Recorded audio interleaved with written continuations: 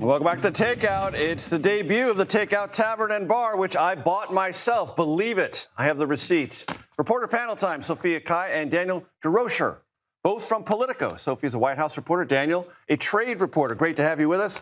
Let's do what everyone's doing in America right now at a bar, talking about America's 2-0 victory over Australia. Sophia, what'd you see? Let's go. This is their second great game. Yep. And they forced another own goal by the opponents. And now they get to advance to the knockout round. Right. This was a big question before the tournament. How good was this team, and could they come together? Of course, right? And any elected I asked, who are you voting for? Of course, they had to say U.S. soccer. Right. But the U.S. men's team, before the tournament, we weren't so sure if they would advance. Kind of uneven, Daniel. Now they've got it. Yeah, I mean, I think that they've exceeded expectations. Have a sip. They look really good. I mean, today they didn't have Christian Pulisic, the star. Right. And they still were able Calf to pull injury. off, a 2-0 victory, and that's huge. I mean, there's an expanded field. They're allowing more teams into the knockout round. And if you're the host country, you're in automatically. Yeah. But nevertheless, this team is looking pretty solid. Yes. Front and back line. And scoring way more goals than they normally do. They've already exceeded how many goals they scored in the whole 2022 tournament already. And Sophia, do you think this is a kind of moment of larger American significance? Because it seems like the crowds are building, anticipation is growing in the sense that, wait a minute, something cool is happening. It's kind of spreading around the country. Crowds are building. President Trump did not go to the opener. My feeling is that we will see him at some point, potentially the final. TBD if the U.S. men will make it there. But I think we're building to something great. Which may or may not have to have a Trumpian overlay. It could just be great on its own. It can just be great on its own, absolutely. Yeah, RFK Jr. was there today. Yes, he was. Marco In Rubio was Seattle. at the opening game. I think that we're in a kind of moment where sports are really bringing the country together. I mean, New York was going nuts over the Knicks. Precisely. The way that Boston has embraced the Scottish fans has been really interesting. In Lawrence, Kansas, they're loving Algeria. So, we're seeing... And Kansas City loves Argentina and Messi. Yeah, I think that's who's in Kansas City. It's allowing America to kind of show off the welcoming nature, the thing that we do get credit for. All right, we talk about politics here in sports too. So let's intermingle the two like everyone does at a bar, sports and politics. So Zohran Mamdani, New York City mayor, was at an event last night with Bernie Sanders talking about progressive Democratic politics and something he thinks needs to go away. Please listen. Because for far too long, our party has seen its job as managing decline instead of delivering material change for working people. It has seen its job as explaining why we cannot instead of showing how we can. And that old way of thinking will lose on Tuesday. And frankly, it will lose in South Carolina and New Hampshire. It will fall short of 270 electoral votes.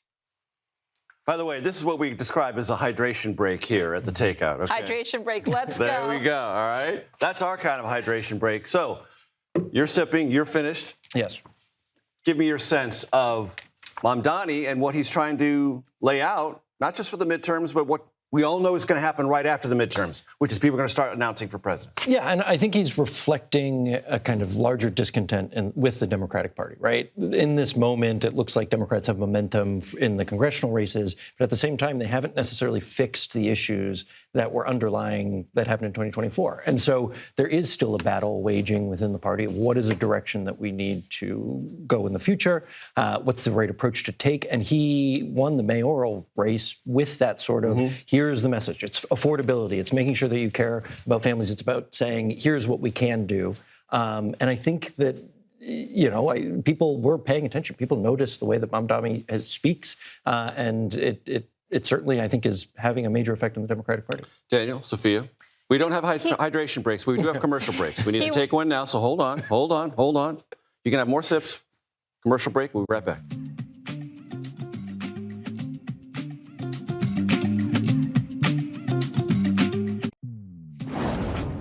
Welcome back to Takeout. Here's a pro tip. When you put beer in front of reporters, they never leave. Okay, so they're still here. We'll be here all day, Major. Sophia Kai, Daniel Desrochers, both with Politico. Sophia, by the way, kids, I keep my wits about me. This is coffee. My coffee maker's right here, as you can see. The beer is real, by the way. The beer is very, very real. Sophia, you talked while you were in Mexico City at Game 1 of the World Cup to the Iranian ambassador to Mexico. What did you learn? Look, I found him at this global expo in the Central Park of Mexico City. Iran was the first booth when you come in. And you have women in colorful headscarves serving Persian samosas. And, I hear that the ambassador is just sitting in the back. So I asked to talk to him. The ambassador speaks Persian. I'm asking my questions in English. His aide is translating his answers in Persian into Spanish for me, and then I ask my next question. And what I hear from him is... A trilingual interview. A trilingual interview, if you will. But look, he was headed to Tijuana, where their team is training. That's where they're based. Right. And their sense of Mexico is that Mexico has really welcomed them at a moment when they were at war with the U.S. The U.S. has given them a hard time as far as approving all their visas, and their team is trying to focus. Right. Mm-hmm. So they'll be playing Egypt this weekend, and the ambassador told me that he expects his team to advance out of the group stage. The games are inside the United States, but they are staying in Tijuana in Mexico because of all of the difficulties, and that's putting it mildly between the two countries. Daniel, I'm glad you're here. You cover tech. That's your space. You got some fascinating reporting about things going on right now this week in Washington between the White House and Anthropic. Yes, I cover trade. I'm sorry, trade. But yeah, no, I mean, there are really interesting things going on between the White House and Anthropic. The U.S. has made it harder for Anthropic to sell their products abroad, which is a new use of export controls in a way that we haven't seen before. And the administration, up until very recently, was very bullish on AI writ large and saying we want to accelerate growth. We don't want to be super protective or super nervous like the Biden administration was. Is this a new leaf it's turning over, or what's going on? Yeah, I mean, I think that there's some element of when you talk about how your technology will disrupt the world and can be used as a weapon. Which Anthropic has done. It is sort of singular in the space, saying there are things to be concerned about here.